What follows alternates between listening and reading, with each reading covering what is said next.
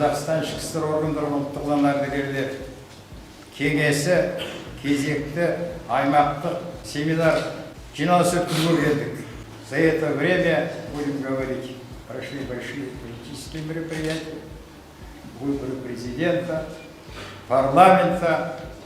Это все направлено, чтобы у нас, в нашей стране, было, как говорится, была справедливость, была обеспеченность.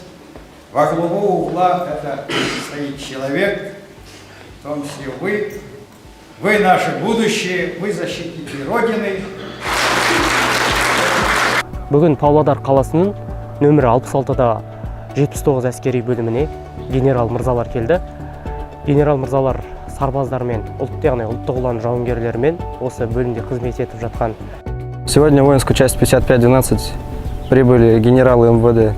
Для нас это высокая честь, и мы будем продолжать с гордостью нести службу на благо нашей Родины.